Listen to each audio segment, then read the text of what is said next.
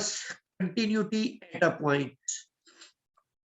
अच्छा, यहां पर कंटिन्यूटी जो आपने कैलकुलस में पढ़ी थी उसके साथ अगर आप इसको रिलेट करते हैं तो उसमें ये होता था कि एक फंक्शन दिया हुआ है, उसकी आपने लिमिटिंग वैल्यू निकालनी होती थी। अगर ए पर आपने उसको चेक करना है ना, ए पर कंटिन्यूअस है तो उस फंक्शन की ए पर लिमिटिंग वैल्यू निकालते थे और फिर इसको हम कहते थे कि ये किसके इक्वल है, एफ ऑफ ए के इक्वल, एक्चुअल वैल्यू के इक्वल आ गई। एक तो ये चेक करने के लिए बेसिक तरीकाकार था जो एफएससी में भी पढ़ा, बीएससी के अंदर भी पढ़ा। एक इसकी फॉर्मल डेफिनेशन ये भी थी कि F of X minus F of A, और इन दोनों के दरमियान जो डिस्टेंस था ये डिस्टेंस वेरी स्मॉल था। मतलब एप्सिलॉन आपने एक बहुत ही छोटा नंबर लिया, पॉजिटिव नंबर, इनका जो डिफरेंस है उससे भी स्मॉल है, मतलब ये very close to each other है। और ये कंडीशन कब पूरी होती थी, ये उस वक्त पूरी होती थी व्हेन एवर जब x माइनस ए, इनके जो डिस्टेंस है वो लेस देन डेल्टा होता था। ठीक है, अगर आप इस डिस्टेंस को खत्म करके इसको आप नेबरहुड की मदद में लिखें तो इसका मतलब ये बनता था कि ये जो x है ये बिलोंग करे, किसको बिलोंग करे, पहली बात a माइनस डेल्टा और a प्लस डेल्टा, ये a का नेबरहुड बन जाएगा। अगर ये x इस a के नेबरहुड को बिलोंग करे तो ये जो y था इस पर ये कंडीशन आ गई कि ये जो y या f ऑफ x है ये किसको बिलोंग करे, this belongs to the neighbourhood of f of a। ठीक है, f of a minus epsilon और f of a plus epsilon.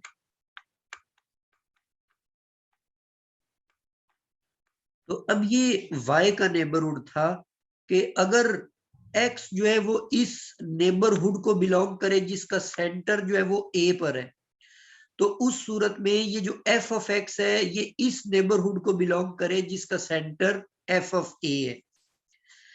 अब बिल्कुल इसी तरह की ये इक्विवेलेंट डेफिनेशन हम यहां पर पढ़ेंगे अभी, कंटिन्यूटी एट अ पॉइंट। एक आपके पास x पर बनी हुई टोपोलॉजी है, एक y पर टोपोलॉजी मौजूद है, दो टोपोलॉजीज हैं। आपने एक फंक्शन डिफाइन किया फ्रॉम x टू y, इस फंक्शन को आप कहेंगे कि this is continuous function at point x not if and only if for each open subset v containing f of x not in y। वही जो neighbourhood का concept है कि अगर आपके पास एक ऐसा नेबरहुड है जो f ऑफ x को कंटेन कर रहा है अपने अंदर, तो यहां पर हम क्या कह रहे हैं कि v जो है ये ओपन सबसेट है, वहां पर नेबरहुड का कंसेप्ट वो भी ओपन सेट ही होता है रियल यूजुअल टोपोलॉजी के अंदर।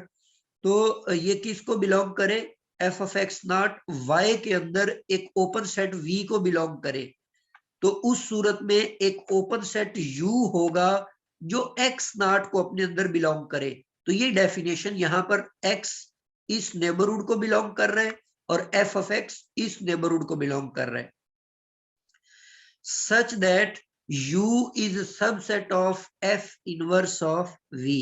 या आप ये कहेंगे कि f of u is subset of v, उस u का जो इमेज होगा वो इस v का सबसेट होना चाहिए।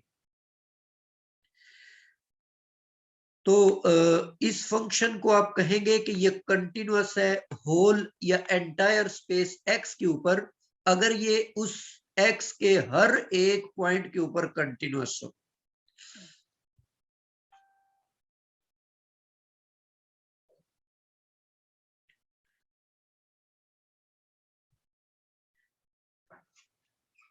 जैसे एक एग्जांपल हम यहां पर लेते हैं,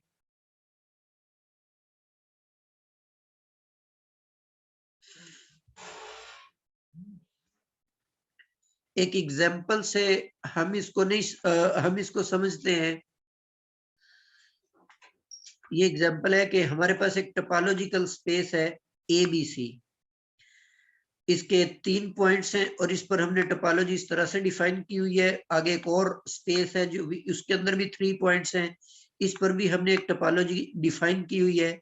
एक फंक्शन हम इस तरह से डिफाइन कर रहे हैं जिसमें ए की इमेज 1 है। इधर हम इसको भी डायग्राम के जरिए समझते हैं कि जो एक्स वाला सेट है उसके अंदर 3 एलिमेंट्स हैं, एक ए है, उसके बाद एक बी है और एक पॉइंट हमारे पास सी है।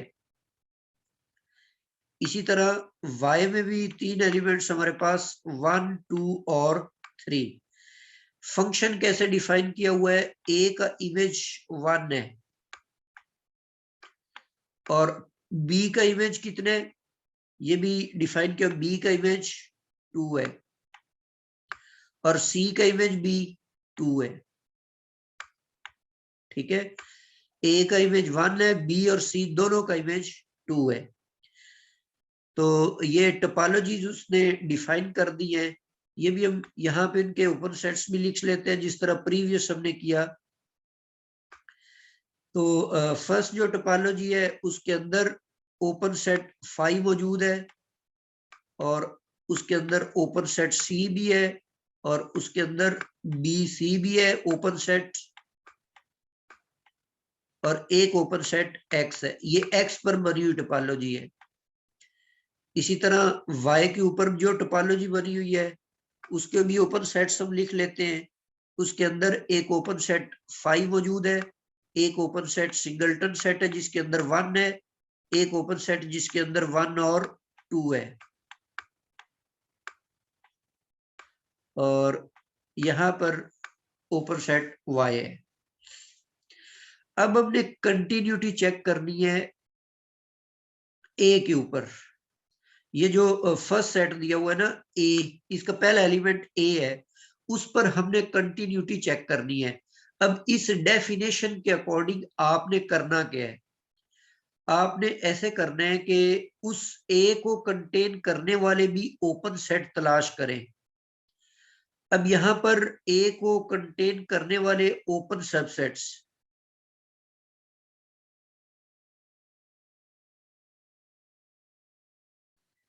इसके अंदर सिर्फ आपके पास एक्स ओपन सेट है।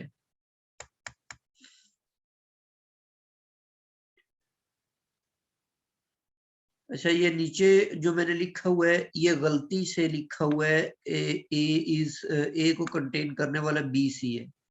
ए को कंटेन करने वाला कौन है, यहाँ पर सिर्फ एक्स है। अब आप ए का इमेज चेक करें कि ए का इमेज कौन है। इस फंक्शन में देखें कि ए 1 के ऊपर मैप कर रहा है, तो ए का इमेज है 1। तो अब आप 1 को कंटेन करने वाले भी ओपन सेट्स देखें, एक ये ओपन सेट है और एक ये वाला है। अब अगर आप इस x के अगर आप लेते हैं, इमेज लेते हैं, जैसे यहां पर अब आपने ये करना है ना, f ऑफ u को आपने प्रूफ करना है कि वो सबसेट है v का। ठीक है, वो सबसेट किसका है, v का। तो अगर हम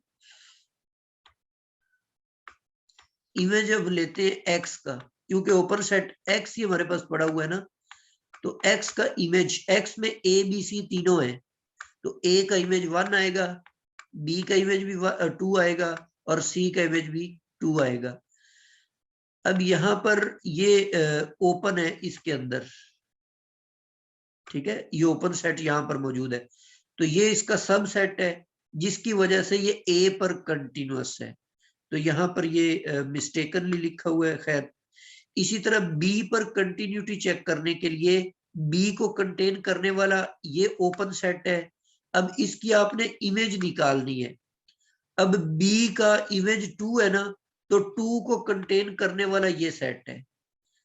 तो अब आप देखें बी की इमेज और सी, इन दोनों की इमेज 2 ही बनेगी और 2 इसका सब सेट है। तो इसका मतलब है ये बी पर भी कंटिन्यूअस होगा। इसी तरह सी पर चेक करेंगे तो ये सी के ऊपर सी के ऊपर भी ये कंटिन्यूअस होगा।